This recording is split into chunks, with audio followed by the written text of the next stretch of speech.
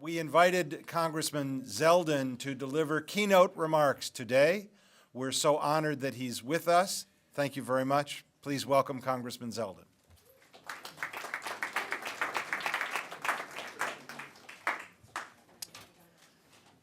Elliot Engel, our next chair of the House Foreign Affairs Committee, he's actually my cousin. A lot of people don't realize this. There's actually, our family trees are connected. I guess all of our family trees are connected somehow, but my great aunt is first cousins with Elliot's mom, so that makes us like brothers. And I'm sure he's going to do a great job as our next Foreign Affairs chair. I serve on the committee. I look forward to working closely with him. You know, Elliot shared a story about a conversation he had with Joe Lieberman in 2000. And I was reflecting as I heard this story and where I was then, and something that had struck me about my upbringing, K through 12, college, law school, 4 years of active duty in the Army. I never once experienced anti-Semitism. I never even once experienced it where someone else I knew who was Jewish encountered anti-Semitism. So from kindergarten through leaving active duty in the Army, didn't happen once. I will tell you that documented since, I would say over the course of the last 18 months or so, I could show you 3,500 different times between tweets and Facebook posts and letters to my office, and sometimes they're handwritten notes on heart-shaped, some pretty sick ways of delivering these messages. I've experienced anti-Semitism thousands of times in the last year and a half. I'm proud to be Jewish. I co-chair the House Republican Israel Caucus. As many of you know, our ranks are slim on the Republican side. I was once both the highest ranking and lowest ranking Jewish Republican here in Congress, but there are now two of us. I wouldn't say we're catching up too quickly to Elliot and his colleagues.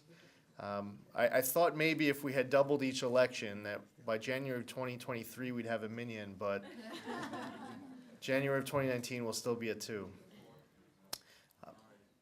Thousands of times. We call it Nazi sympathizer. There's a lot of ways that they articulate to us, and I share that with you not because it's something that you want to hear. You definitely don't want to hear that, but it is something that you want to confront, and I want to confront it. And I've met students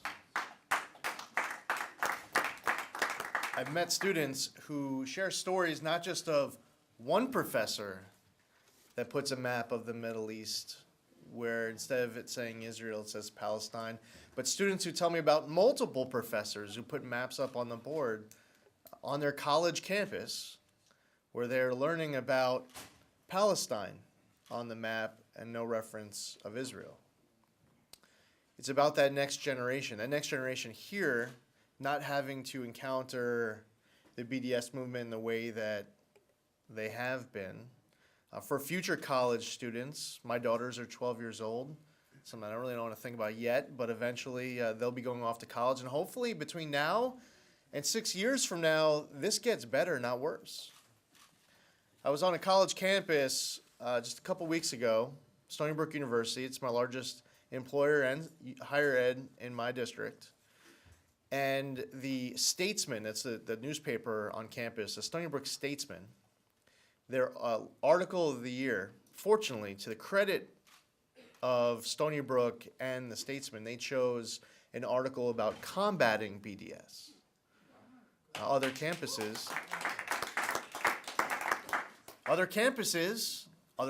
newspapers might choose the op-ed, the article that promotes BDS. That's happening all across our country, and you know well. The effort being funded in many cases by people who don't even live here in our own country. A lot of it might seem organic, but they get paid to incite this type of campus activity. It's not just students we're up against. In many cases, it's faculty and administration helping to promote it. Like that one student in Michigan who was actually originally from Long Island, going to school in Michigan, wants to go study abroad, gets an agreement from one of the professors to provide a letter of recommendation until the professor realizes it's a letter of recommendation to study abroad in Israel, and she said she couldn't do that. That was against her policy. That was against the policy of others. So rooting out anti-Semitism on college campuses, it's not just about what we're up against with other students organically, but the students who are paid, the faculty and the administration who promote it. But fortunately, as I share my story of Stony Brook Statesman, we also have an effort close to my home and all across our country to fight back. We're now aware of what it is. When I came to Congress just a few years ago, if you had a meeting with a member of Congress and you said, "What are you doing to combat BDS?" You know what answer you get most often? What's BDS? Members of Congress. That's just a few years ago. Now they're educated. We're all educated. We know what it means. What's more of a threat to Israel is actually foreign countries and foreign companies today promoting the BDS movement. At the United Nations, promoting UN Security Council resolutions that, as our friend Mark Klein would say, seeking to ethnically cleanse Judea and Samaria and East Jerusalem. That's what UN Security Council Resolution 2334 was seeking to do. And the United States, instead of exercising our veto power as we should, allowed it to pass. And for the first time, the UN Security Council was passing a resolution saying it was a violation of international law for Jews to be in East Jerusalem and Judea and Samaria. Education needs to continue here on Capitol Hill, though. Bipartisanship, Elliot Engel's right, bipartisanship is absolutely critical as far as the need to support Israel. The best way to do that is for us to stand 100% shoulder to shoulder with our nation's greatest ally. That's what bipartisanship should look like. We have a new freshman member of Congress from Minnesota who's occupying the office I just vacated in Longworth. I was tempted to, it's a new Muslim rep who hopefully won't be part of this effort to have a competing trip to the Middle East during the AIEF trip, which I went to August of 2015, and which was an amazing trip. I was tempted to leave my mezuzahs up on the doors, but I took them with me. I look forward to having conversations with her and others about what bipartisanship should look like in support of Israel. And I give credit to Elliot, and he has some good colleagues with him. Great respect for Ted Deutsch. Get along well with Josh Gottheimer from New Jersey. Members of the Foreign Affairs Committee, both on and off, who are willing to stand up to their own party. It's easy for me to be critical of the opposite party. It's easy for them to be critical of the opposite party, but what's a challenge? As we saw in 2008, 2012, and 2016, we'll see it again in 2020, is a move to insert into the Democratic National Committee's platform positions that are both pro-Palestinian and anti-Israeli. It's easy for me to speak out against it on many levels. On all levels, it's very easy for me to speak out on it. But it's not going to be me speaking out on it that's going to ensure that the Democratic National Committee's platform doesn't include that language. It's going to be Elliot Engel, it's going to be Josh Gottheimer, Ted Deutsch, some of the others who I mentioned, standing up to their own party, and I really do give them a ton of credit for that. Elliot also made reference to what happened in Pittsburgh. It's another reminder that our country needs to do better in coming together. Hate, wherever it rears its ugly forms, we talk about it in Israel with the latest news that we'll see that day, but when you see it happen that close to home, it's a reminder, once again, that we're not immune. Hearing that story from that family member who goes to school encountering BDS on their college campuses, but also having as the top story in the news, and for our country to have a debate on it, for there to be more tolerance and more love and rejecting that evil form, we need to step back from the partisanship and the politics, because that was not about being Republican or Democrat, what happened in Pittsburgh. It wasn't about being conservative or liberal, left or right. That was raw, horrible hatred of Jews and religious freedom.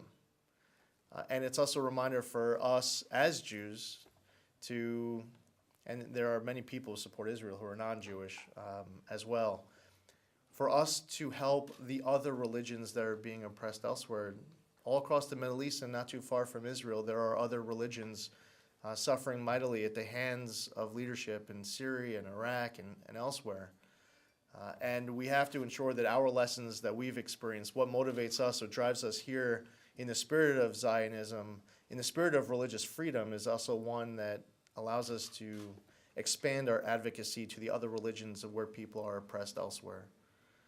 The ecumenical patriarch in Istanbul, Turkey. I mean, the examples really are all over the map as you go further away from Israel. Now, as far as Israel goes, I was at the embassy opening last May, and there was a debate going on at the same time here in our country about whether or not this was the right decision. Long before John Bolton became National Security Advisor, I remember having a conversation with him about a couple of these related topics, and he says at the State Department there's a quote that they're always ready to bring out. They're saying, quote, "At this time in the Middle East peace process, it is inadvisable to ... And whatever it is that you're advocating for, you can fill in then, and it's true at the State Department, and there are others outside the State Department who will say it is inadvisable at this time in the Middle East peace process to move the embassy. Well, you can use that logic to prevent us from doing anything strong, bold, courageous in defense of Israel if you have that mindset. A decision was made to recognize, Jerusalem is the capital of Israel. It should be recognized as the undivided, indisputable capital of Israel. People should be allowed to put on their passports. People should be able to put it on their passports, Jerusalem, Israel. I remember when I traveled with President Obama, and I appreciated the invite. It was a great trip for Shimon Peres's funeral.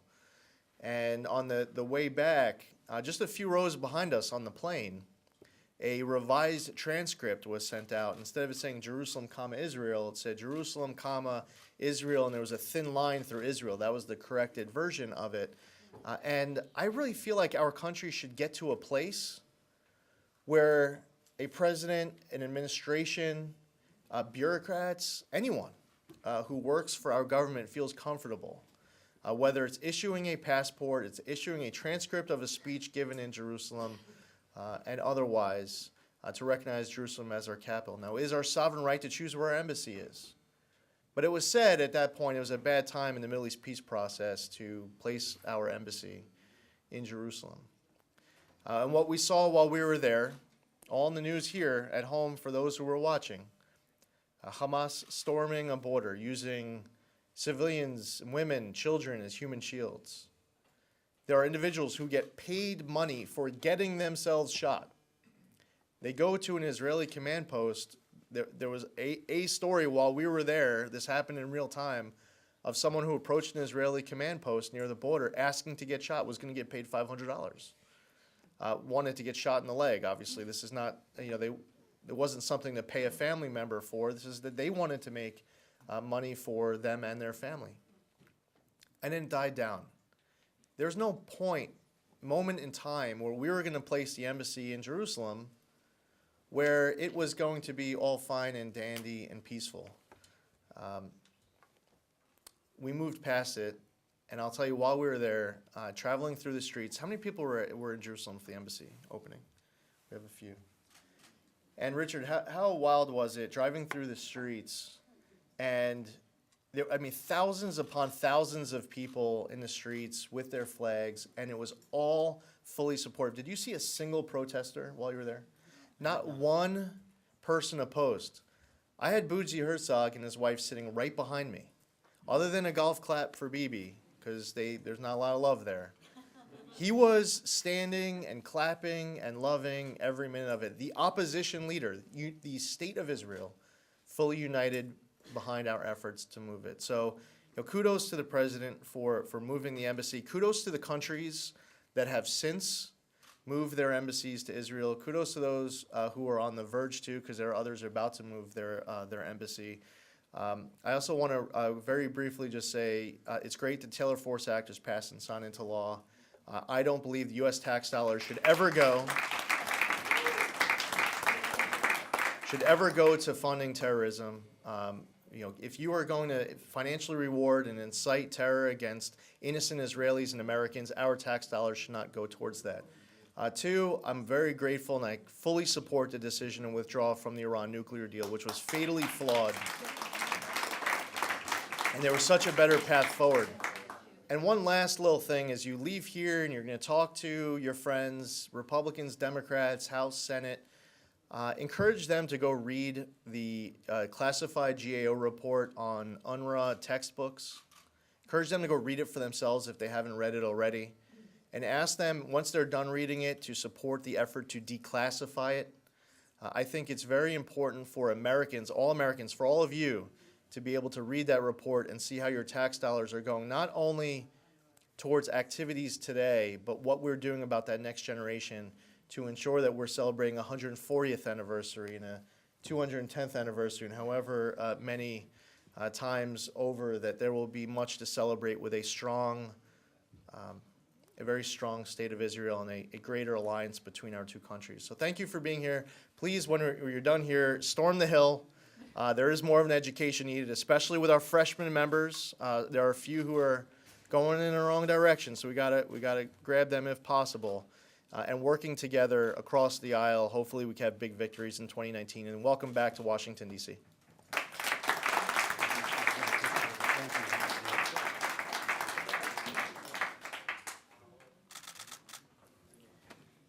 Thank you very much. In the spirit of renewing the bipartisan commitment to standing with Israel and Zionism,